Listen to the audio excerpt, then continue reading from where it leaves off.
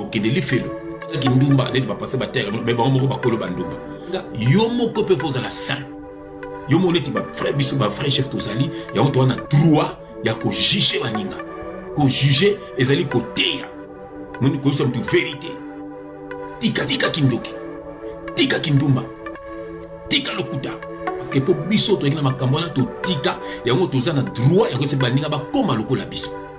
Alors ce qu'on passe au nom de juger point bon ne juger point na ndeni na tiko na mabe quand yazuki na mabe aoke na kufa nzamba kotuna yo yango nzamba kotuna osalaki nini pour na frère wana toseki nini pour na sœur wana yango toza obligé bien aimé oza obligé koloba mabe na bango po ete babikisa masoki baza nzambe soki baza nzambe te atolibi ndenge bakobongola mitema te yango monisiko bien aimé encore un autre mensonge révélé te ozo banéjuger mpe bazokosa bino. Il faut qu'on juge, il faut qu'on loba mabe na bango aux yeux de tout le monde pour ete babongola mitema na bango.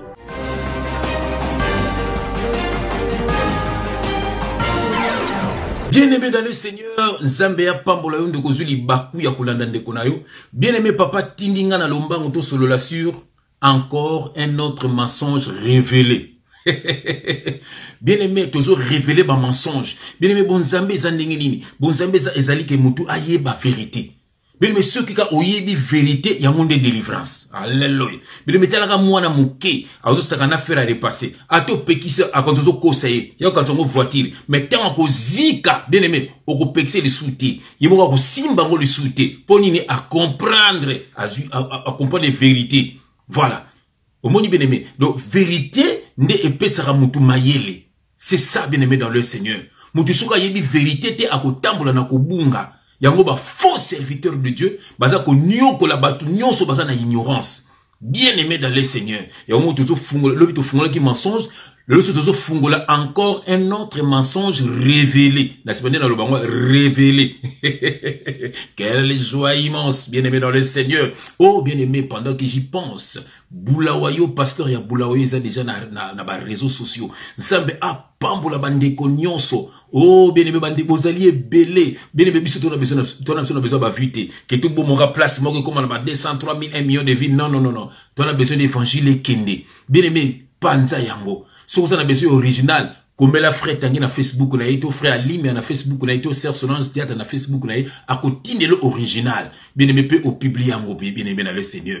On peut au publier yango bien aimé. Nzambe a pambola mutuno so publier yango. Bien aimé nzama ko kanisela on a komboné Jésus Christ. Pour pambate ozo sala œuvre de Dieu bien aimé. Ozo propager œuvre de Dieu. Batu boni bazo yo comment peut bazo bikisama. Na ba faux pasteur wana pe oya bien bazo yo kapé. O bazo bongo pe mitema na bango bien aimé. Oyebite tamso tango public ya nkaka mutuma yoka ki ngopatiki masungi oyebi na ote mais un jour nzambe akoyebisa yo et puis mona un jour makamo kiseke kamanta ba fungola ngopone loko moko salaki pona ye nzambe ya pambola yo ndeko na ngai na kombo na Jésus Christ.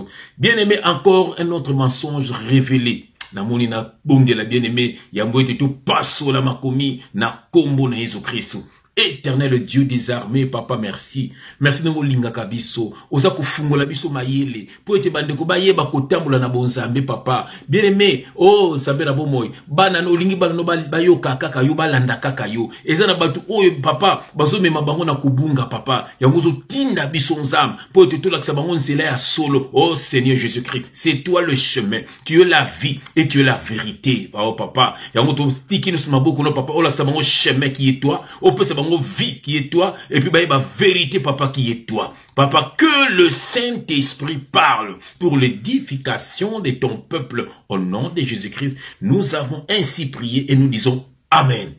Oh bien-aimés, on adresse ya bien. Ici, nous ne prêchons pas les Écritures, mais nous prêchons ce qui est caché derrière les Écritures. Scandale pour les païens. Bah tombo kaka tombo yo kaka biso po bana beso mbongo waka pa bandeko na biso e ko simbate to ko ya ko arracher bandeko na biso na minoko na bango dans la gueule du loup polu bien-aimé aliaka belbi donc surtout yo benda bango bandeko na biso bien-aimé elanda kaka Yesu Yesu pesaka kimia oh bien-aimé Yesu pesaka sengo bien-aimé Yesu pesaka bolingo oh kuma na bolingo na mos na mbalu na ndako kuma na bolingo na bano na ndako bien-aimé Yesu pesaka kimia bien-aimé kimia mokili eza milangwa kimia mokili eza ekobo kimia mokili eza makambo belebele ba sorti inutile bien-aimé okukufa pamba bien-aimé okuzo maladi pamba lingo kufa liwa Yesu bien-aimé na ngai yango bazo tinda biso bien-aimé po te bozala na Yesu bien-aimé na kombo na Yesu Christ message esa misana na bomo na yo bien-aimé toke na verset liboso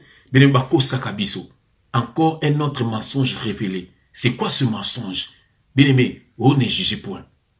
Quelle abomination! Yango basala makambo na bango. Soka bomeka ko critiquer bango babiso ne juge point. Que beaucoup ont malchance.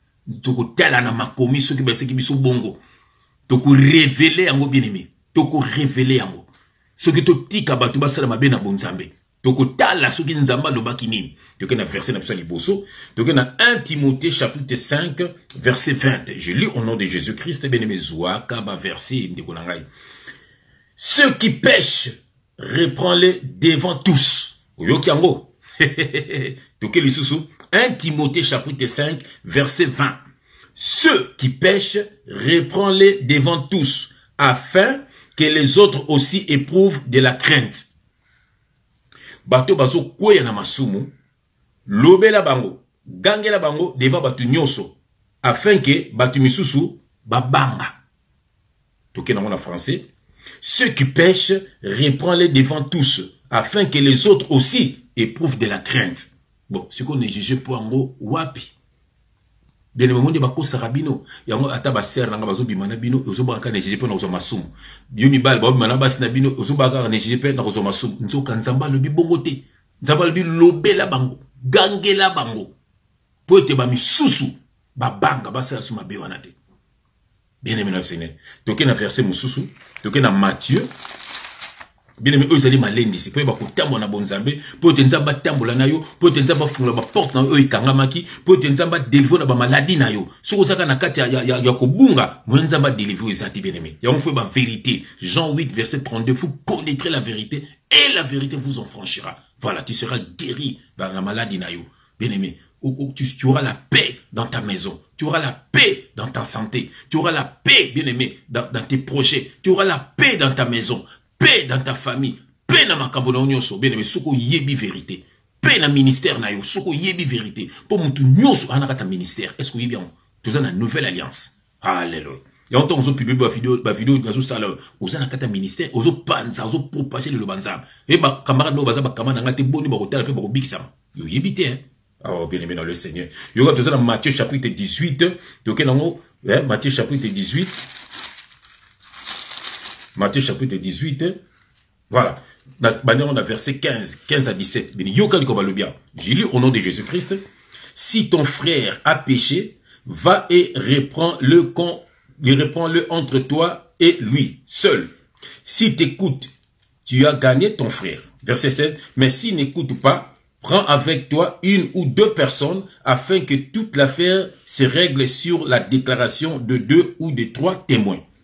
Verset 17. S'il refuse de les écouter, dis-le à l'église. Église est un bâtiment d'habinoté. Église est le corps de Christ. Donc là, c'est dis-le. Là, il y a un Nzambé.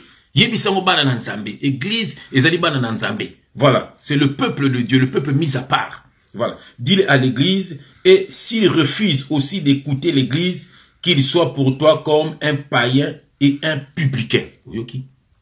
Bon, est-ce qu'il y a une chose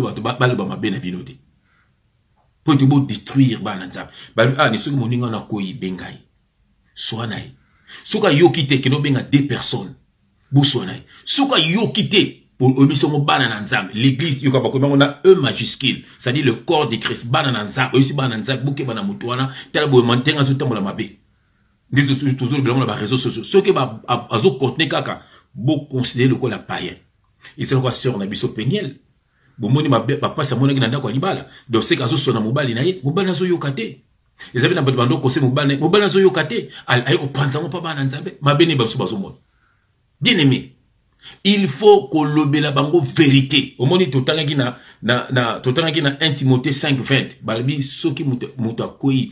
Il faut que lobayango po ba misusu babanga. Bien aimé. Pourquoi ba kosakayo? Il faut que dénoncer ma bé. Pour être batuba comme libre. Balobiango, bien aimé c'est là. Balobiango, bien aimé nangai, balobiango.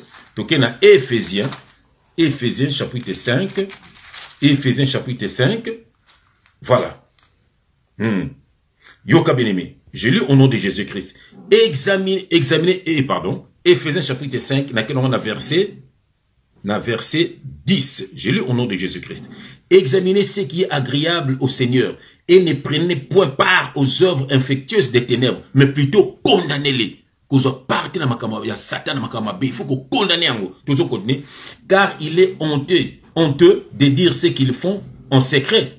Mais tout ce qui est condamné est manifesté par la lumière, car tout ce qui est manifesté est lumière. Voilà. C'est pour cela qu'il est dit, réveille-toi, toi qui dors, relève-toi d'entre les morts, et Christ t'éclairera.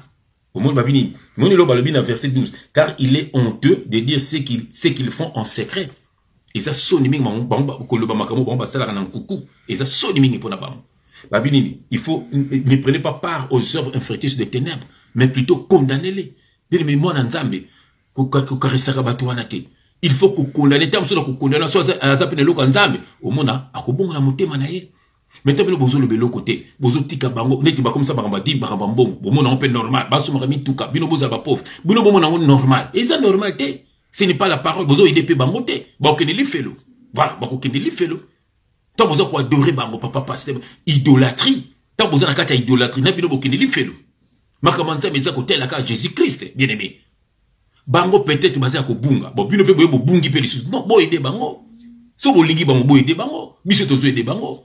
Tant que nous avons pasteur ya bula oyo baso ka babite ni nezo sabona mitema ta bazoka mi bien bato bazoka banze ba miyibi wana babite ni nezo sabona mitema oya basa nzamba solo bana semence ya Christ un jour beaucoup bon le mitema na bango ba senga nzambe pardon bon yo onia uzana bango na mabe na bango mais non bene bazo memo na lifelo Yesu alobiango abi les aveugles qui conduisent les aveugles ils finiront où dans les trous en enfer bien aimé dans le Seigneur. Oh bien-aimé. Donc qu'est-ce qu'on a versé? Oh yo bango bako sarabino. Voilà, verset au bango bako sarabino après donc si na biso pona mkwalelo. Verset au bango bako sarabino ils ont dans Matthieu chapitre 7. Matthieu chapitre 7, donc là on a verset 1 à 5. Yoka au bango bako sarabino ne juge point, bien aimé yoka sko révélation en haut et l'accéléré bango bango batanga. Je lis au nom de Jésus-Christ, Matthieu chapitre 7 verset 1. Je lis au nom de Jésus-Christ. Ne jugez point afin que vous ne soyez point jugés. Car on vous jugera du jugement dont vous jugez, et l'on vous mesurera avec la mesure dont vous mesurez. Uzolanda, bien aimé, révélation. Pourquoi vois-tu la paille qui est dans l'œil de ton frère, et n'aperçois-tu pas la poutre qui est dans ton œil? Ou comment peux-tu dire à ton frère, laisse-moi ôter une paille de ton œil, toi qui as une poutre dans le tien? Yoka verset 5. Hypocrite. Ôte premièrement la poutre dans ton œil et alors tu verras comment ôter la paille de l'œil de ton frère. Oyoki. Dans ce sont les juges pour le bien aimé yoka versa mo babi nini. Babi afin ko longola moninga potina liso. Longola na no poutre o esa na liso na yo. Omoni na verset babi nini. Hypocrite ôter premièrement de ton œil la poutre. Donc longola na no oya yo. Apo longole moninga elakisi nini neti biso ba frère chef totika kindumba il faut to dipse pe ba ninga batika kindumba biso ba frère chef totika choko to fute biso pe ba ninga batika choko biso ba frère chef totika makama be faut te ba ninga batika c'est ça mais tant yo zana makama be et bozo sa ba ninga batika mama be bien yon yeso bien hypocrite OK de li felo bozo moninga tika kindumba neti ba passer ba terre mais ba moko ba kolo bandumba botika choko mais ba moko ba tela botika bo c'est ça. Donc avant que l'obéla moninga, yomo ko pe foza la saint. Yomo neti ba frère biso ba frère chef tozali, ya on a droit ya ko juger baninga. Ko juger ezali ko teya. Moni ko ça mtu vérité. Tika choko. Tika kindoki. Tika kindumba. Tika lokuta. Tika ko kose mobali na ndako. Yebe mama tika kokosa mosu nanda. Mobali tika kokosa mosu nanda. Maman peut tika kokosa mobali nanda. Bana bo respecter ba parents. Ba parents bo respecter bana bo ling. C'est ça parce que pour biso to ngina makambona to tika yango toza na droit ya ko se baninga ba koma lokola biso. Alors, ce que ton pasteur ne négligeait point. Bon, ne jugez point na tiko na mabe. Tant yazuki na mabe. Aoke na kufa. Aoke na kufa. Nzama rotuna yo yango. Nzama rotuna osalaki nini pour na frère wana, toseki ni pour na sœur wana. Yango toza obligé bien aimé, oza obligé ko loba mabe na bango pour te ba biki sama soki baza nzambe. Soki baza nzambe te, atoli bindeni ba ko bonga ni temate. Yango monsko bien aimé, encore un autre mensonge révélé. Il faut qu'on juge, il faut qu'on l'obama ben na bango aux yeux de tout le monde pour être bon la mitema na bango. Bien aimé na ngai nzambe ya pambola yo, yeba kaka kolanda Jésus-Christ, kabona na ba camarade ya mabe, kabona na batu no sobaso ba memo na kufa, bien aimé yeba ko kangama na Christ. Yenda pesa ka kimia, yenda pesa ka esengo, yenda fungola ba porte de ce kangama ki na vie na biso. Que Dieu te bénisse, que Dieu marche avec toi, comme il a dit que l'ange de l'Éternel campe tout autour de ceux qui les craignent et il les arrache du danger. Bien aimé, ko banga nzambe po ete nzambe atambola na yo. Ko banga mutu mokilité, banga nde nzambe. Ngana za nga simple messager, ko soit ko tianga na place ya Yesu na bomo na yo. Bien aimé, ko tianga na place ya Yesu te, pozo memanga na kufa. Nzambe rotuna ngai, pour ceux qui place na nga. Ngana ko so place nzambe te. Je suis ton frère. Bien aimé. Verset souvent bako sarabino babi mutu ate yo pesa nyos. Bazo bande bo na rote abino mo pesusu prochainement. Bazo ba pesa yende bolingo. Mbongo te, mbongo za nzambe te. Bolingo, lingaye. Voilà, neti ngana linga rabino po boza bande ko yanga, soki bino boza la rate ndepe na zote yate. Loka bino boza yango na zote. Donc bino pe bo linga po nza bazo tinanga po na bino. Simplement c'est ça. Simplement c'est ça, bien aimé dans le Seigneur. Alors Nzambe a pambola bino, Nzambe a visité bino, makila Jésus Christ zinga bino bien aimé le Seigneur et rendre bino invisible à toute attaque de l'ennemi. Mutu nyonso côté le mena bino bien aimé, Nzamba ko confondre ye. Ba flèche na bango ya tongo midi poko butu et ko komate siko zate et ko komate sika libota no zate et ko zonge la bango au nom puissant de Jésus Christ parce que ça n'adresse ya bien et ça hasard bien aimé que la main puissante de l'Éternel te touche et qui marche avec toi. De gloire en gloire, de puissance en puissance, au nom de Jésus-Christ. Amen.